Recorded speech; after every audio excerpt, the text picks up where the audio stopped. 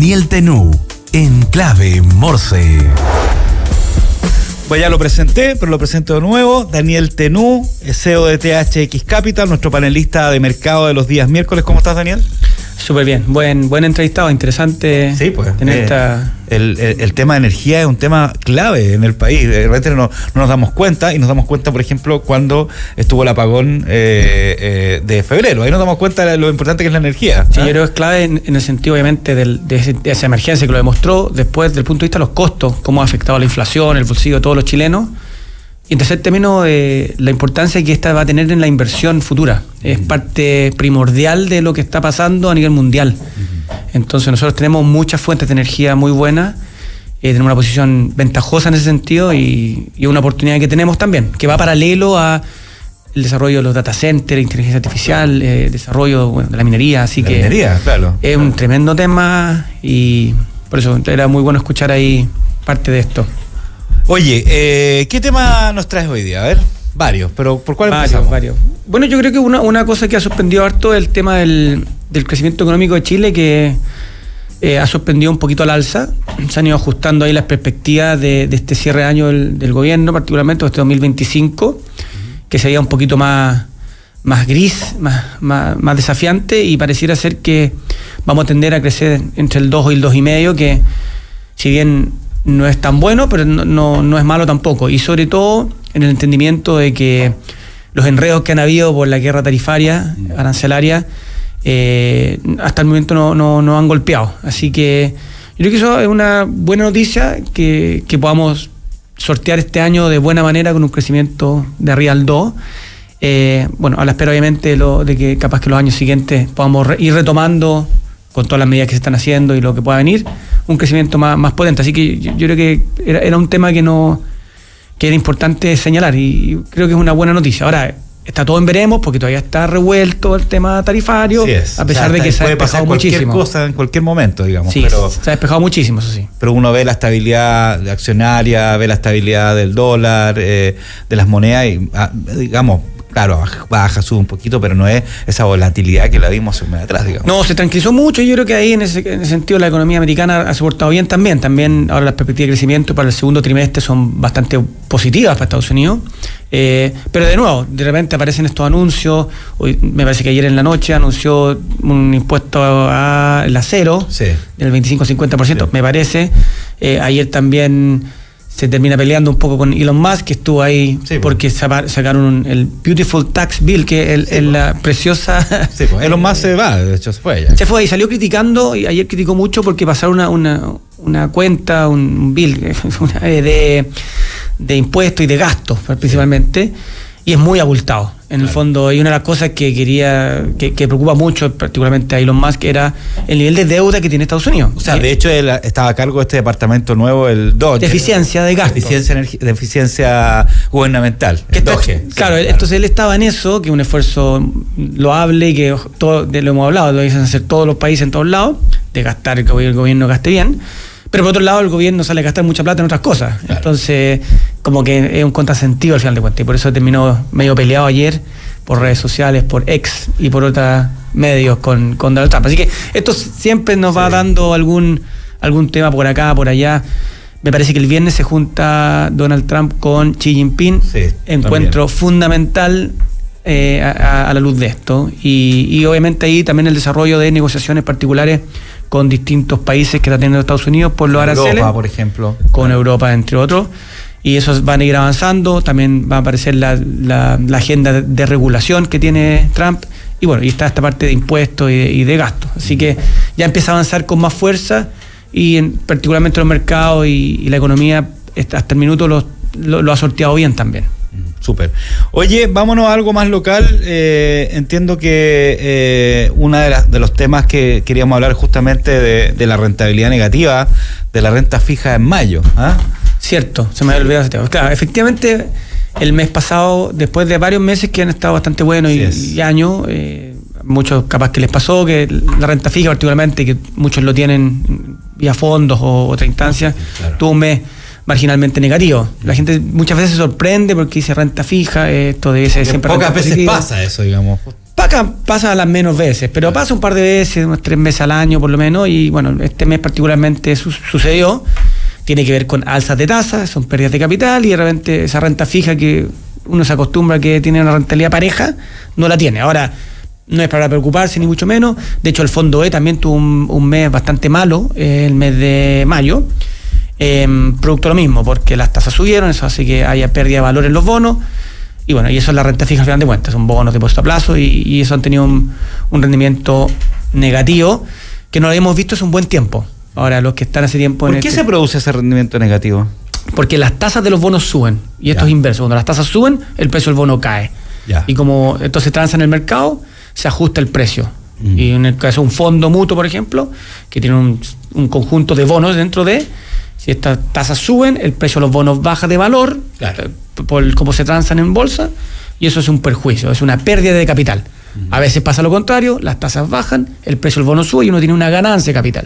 Entonces, por eso la renta fija al final le cambiamos el nombre a instrumentos de deuda, porque de fijo no tiene mucho. En el fondo se mueve, puede ser negativo, puede ser un poquito más positivo. En el fondo, la renta fija, desde el punto de vista de fija, tiene que, si uno compra un bono y espera hasta el final, uno recibe lo que dice recibir, salvo que esa empresa quiebre, digamos, si no uno lo recibe. Pero en el intertanto, en el mercado secundario, donde se transan las bolsas, estos bonos se mueven, entonces hace que estos instrumentos se muevan día a día y pueden ser negativos también, como sucedió con el fondo de este mes y muchos fondos de renta fija tradicional. Además que la renta fija es un instrumento que cada vez más ha crecido en los chilenos, digamos, y chilenos, no solamente la gente de altos ingresos, sino es un instrumento ya bastante utilizado. Pero muy utilizado, es el más utilizado, acá es donde está la mayor cantidad de ahorro de renta fija, así que de todas maneras a todos les pega en alguna parte, ya sea en sus fondos AFP o en sus inversiones tradicionales, digamos, que donde tenga lo que tenga, digamos, así que... Pero bueno, no es para preocuparse ni mucho menos, es parte de lo normal que de cómo funcionan los mercados, no ha pasado nada, así que el que ve su cartola con un poquito rojo no se preocupe. Qué bueno dar esa tranquilidad. Sí, no ha pasado nada del otro mundo. Súper. Oye, y también hubo una caída fuerte del IPSA la última semana, ¿no es cierto? ¿Qué pasó ahí? ¿Cómo han estado estos 2 días? Bueno, todavía no empieza hoy día, pero falta unos 7 minutos, pero ¿cómo ha estado? ¿Qué pasa con la bolsa? Fue bien interesante porque este principio de año que estuvo muy revuelto afuera, que se recuperó ahora afuera, pero que estuvo muy malo, en algún minuto llegando a caer casi 20%, el S&P, la bolsa americana. El IPSA, nuestra bolsa chilena, voló después de mucho tiempo que le costó mucho y se descorrelacionó, en el fondo subía, independiente de lo que pasaba afuera, y no paraba, y nos fuimos, el IPSA, el índice de la bolsa chilena, llegó a los 8.500 puntos, más o menos. Venía subiendo 20-25%, espectacular, muchísimo espectacular. Todo donde era tirar y abrazarse, como se dice en el fútbol.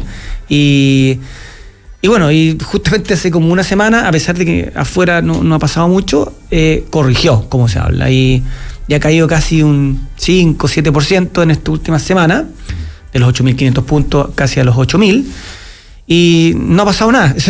En realidad, ajustes de mercado. Eso porque uno se pregunta cuáles son las razones. Claro, una corrección, digamos, estaba muy subido y tiene que corregirse, pero algún factor, elemento a nivel interno, externo de haber pasado, ¿no? Necesariamente. Bueno, las correcciones tienen que ver, la palabra creo que está bien utilizada, porque corrección tiene que ver con que algo se descorrelacionó de repente con otra variable, por ejemplo, y se puede transformar en una burbuja en algún momento. Bueno, entonces, claro, y en el fondo corrigen, en definitiva, se va a los niveles que son más razonables. O sea, si la bolsa americana está cayendo y nosotros estamos subiendo 30%, es bastante raro, si al final, o la economía mundial o la bolsa emergente. Entonces, no estábamos en línea con eso, claro. Y esto, tengo la sensación de que tendió simplemente a corregir, en definitiva, decir que esto ya fue mucho, la corrida se terminó. Hubo algunos puntos particulares, un rebalanceo que se habla, que unos grandes fondos internacionales determinan qué peso tiene Chile en los grandes portafolios mundiales, unos movimientos ahí, pero en realidad nada significativo ha pasado tampoco aquí, simplemente, como decimos, una corrección que, bueno, igual duele para los que compraron justo arriba y se pierden un 5-7%, claro. De doler bastante, pero bueno, sigue siendo un buen año para la bolsa chilena, y para la bolsa y para muchos nombres, la mayoría de los nombres generando muy buenos retornos todavía. Oye, sí, pues estamos ya, nos damos cuenta ya en la mitad del año. ¿Eh? Increíble, sí. Por suerte no ha hecho tanto frío, así que yo celebro eso por lo menos. Oye, yo antes del programa te mandé un link de un artículo que justamente está en La Tercera ahora, que habla de esto de los fondos de pensiones que se mantienen en torno al 60% del PIB, ¿no es cierto? Y aún 24 puntos por debajo del nivel previo a los retiros de la AFP.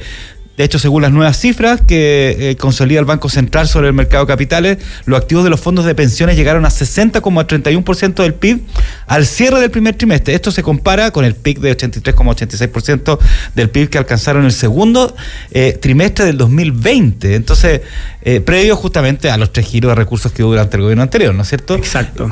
¿Qué pasa aquí? ¿Cómo deberíamos verlo? Algo tan importante como el tema de las pensiones. Bueno, acá, después de los retiros, yo creo que Chile en su conjunto aprendió la importancia de los ahorros previsionales, ¿ya? De los ahorros para la vejez. Oye, parlamentarios que todavía insisten en que tienen que seguir los retiros, ¿eh? Es que ¿quién paga eso después? Si es el problema, si alguien se tiene que hacer cargo de las pensiones de los que ya no trabajan, digamos. Pero bueno, y Chile fue notificado y vivió qué pasa con esto. En primer lugar, que los fondos estaban, que era sí, muchos claro, increíblemente tenían dudas con eso, pero bueno. Y después el efecto nocivo que tiene sobre el mercado de capitales y sobre las pensiones futuras. Y efectivamente los 3 retiros que creo que rondaron los 60.000 millones de dólares, deterioraron muchísimo la capacidad de ahorro previsional que tenía el país, deterioraron mucho el mercado de capitales. Uno de los efectos fue las tasas hipotecarias, que se han mantenido muy altas, producto que uno de los grandes financistas de esto son precisamente la AFP vía los ahorros previsionales.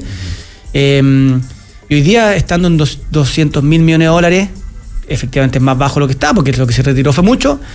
Y lo rescatable es que con la nueva reforma de pensiones, estaba justamente leyendo el artículo, estaba muy bueno, se pretende de acá a no sé cuántos años más triplicar y llegar a 600.000 millones de dólares, lo que es una buena noticia para el mercado de capitales, y una buena noticia también para el futuro de los ahorros previsionales, y en parte soluciona un problema que no es menor.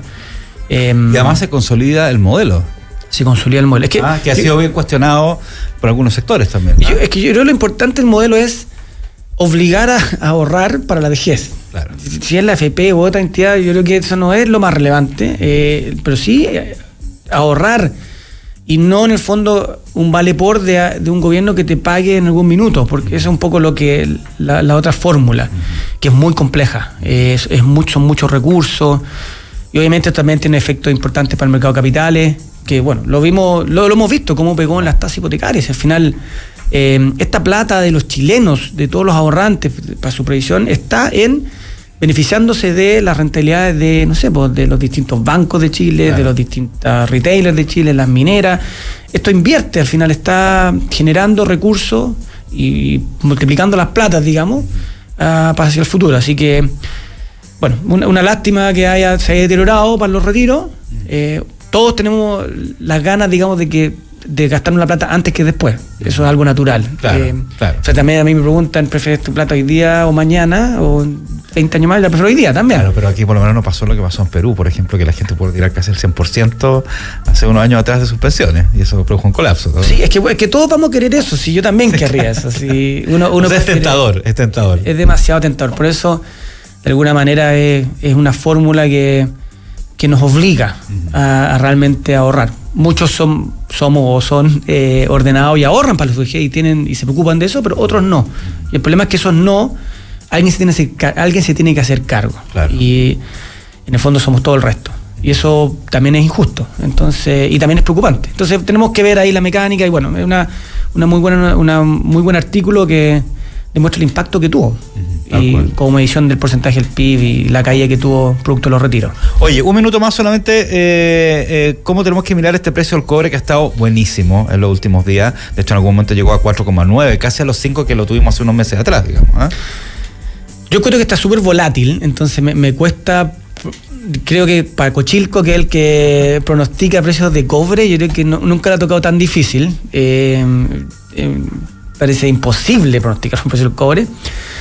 Y bueno, yo me imagino que las mineras y Chile en su completitud busca aprovechar por lo menos estos niveles que son bastante altos. Así que creo que hay que mirarlo con mucha mesura, porque ha estado muy volátil, y lo bueno es que entre la volatilidad, hoy día estamos en un punto alto y eso hay que aprovecharlo de todas maneras. Así que aprovechar lo que está arriba nomás. En la billetera de Chile. Daniel Tenú, CEO de THX Capital, 1 millón de gracias por acompañarnos como todos los miércoles para ver todo lo que son mercados, inversiones, cifras, etcétera, etcétera. Y así que gracias, pues nos vemos el próximo miércoles. Exactamente. Oye, a la vuelta de la tanda comercial vamos a estar con Rosmary Blanca hablando de un tema clave para lo que son las empresas en el área de recursos humanos. Así que quédense y volvemos en 1 minuto y medio más o menos.